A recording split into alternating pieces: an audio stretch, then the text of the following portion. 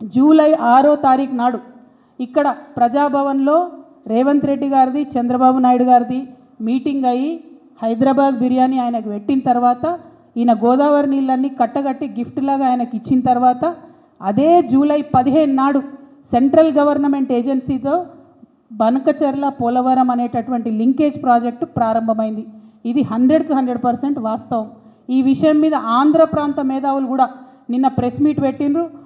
AB Venkateswararao గారు, కంబంపాటి పాపారావు గారు, అక్కినేని భవానీ ప్రసాద్ గారు, టి లక్ష్మీనారాయణ గారు వీళ్ళందరూ కలిసి నిన్న ప్రెస్ మీట్ పెట్టి మనం తెలంగాణ వాళ్ళని చెప్పినమే వాళ్ళు చెప్తున్నారు. ఆల్రెడీ నీళ్ళు ఇచ్చే ఏరియాకే మళ్ళీ నీళ్ళు తీసుకొచ్చే ఈ ప్రాజెక్టు ఎవరి కోసం కడుతురు, ఎందుకోసం కడుతురు, కేవలం మెగా సంస్థ కోసమే కడుతున్నారు అని అన్నారు. ఈ అవినీతి చక్రవర్తి గారి అవినీతి బార్డర్లు దాటిందనడానికి ఇది మరొక రుజువు. ఇక్కడ ఆయన ఒప్పుకున్నాడు, అక్కడ ప్రాజెక్టు మళ్ళా ఆయన ఫేవరెట్ సంస్థకే ఇస్తూ ఉన్నారు.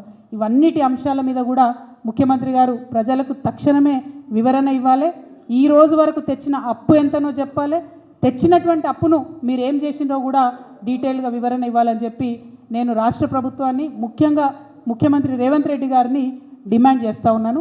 నేను మళ్ళీ చెప్తున్నా, నిన్న కూడా చెప్పిన, కేసీఆర్ గారు కలలో కూడా తెలంగాణ ప్రజలకు ఏ విషయంలో కావచ్చు, ఆ నీళ్లు కావచ్చు, నిధులు కావచ్చు, నియామకాలు కావచ్చు, కలలో కూడా ఆయన తెలంగాణ ప్రజలకు అన్యాయం చేయబో. రేవంత్ రెడ్డి గారు జూలై 6వ తారీఖు చంద్రబాబు నాయుడు గారితో తర్వాతనే కొత్తగా వచ్చినటువంటి project Polavaram Banakacherla linkage project. ఆయన చాలా తెలివిగా పెద్ద ఆయన చంద్రబాబు నాయుడు గారు అనుభవజ్ఞులు కాబట్టి వారి అనుభవం అంతా ఉపయోగించి గోదావరి కావేరీ లింకేజ్ అని 90% నిధులు కేంద్ర ప్రభుత్వం నుంచి రాబట్టి వాళ్ళు బనకచెర్ల ప్రాజెక్టు. కానీ మన ముఖ్యమంత్రి గారు మన నీళ్లు దోపిడీకి గురవుతున్నా కూడా కనీసం మాట్లాడలేనటువంటి స్టేజ్లో మన ముఖ్యమంత్రి గారు ఉన్నారు. మరి ఆయన తొందరగా మేల్కొనాలి.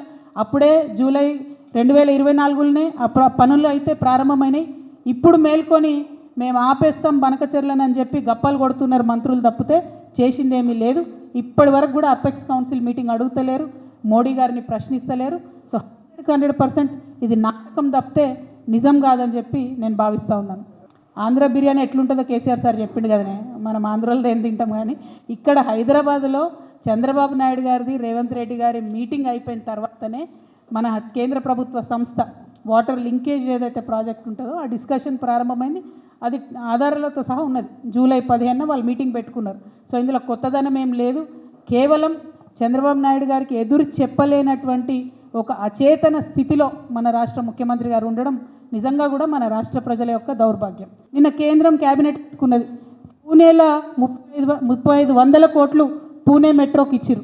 కానీ తెలంగాణ మెట్రో రూపాయి రాకున్నా ఇక్కడున్న 8 మంది బీజేపీ ఎంపీలకు కనీసం పౌరుషం కూడా లేదు, అడిగేటటువంటి ఆస్కారం కూడా వాళ్ళకి కనబడతలేదు. చాలా దారుణం ఇది. దీని మీద తప్పకుండా ఆలోచన చేయాలి. ఇంకొక విషయం మరి చెప్పి నేను ముగిస్తా. జూలై 6వ తారీఖు నాడు ఇక్కడ ప్రజాభవన్లో రేవంత్ రెడ్డి గారిది చంద్రబాబు నాయుడు గారిది మీటింగ్ అయ్యి హైదరాబాద్ బిర్యానీ ఆయనకు పెట్టిన తర్వాత ఈయన గోదావరి నీళ్ళన్నీ కట్టగట్టి గిఫ్ట్ లాగా ఆయనకి ఇచ్చిన తర్వాత అదే జూలై 15 నాడు సెంట్రల్ గవర్నమెంట్ ఏజెన్సీతో బనకచెర్ల పోలవరం అనేటటువంటి లింకేజ్ ప్రాజెక్టు ప్రారంభమైంది.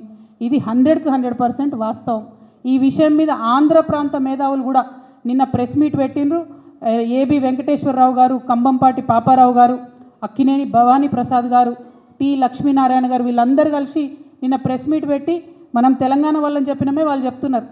ఆల్రెడీ నీళ్ళు ఇచ్చే ఏరియాకే మళ్ళీ నీళ్ళు తీసుకొచ్చే ఈ ప్రాజెక్టు ఎవరి కోసం కడుతురు, ఎందుకోసం కడుతురు, కేవలం మెగా సంస్థ కోసమే కడుతున్నారు అని అన్నారు.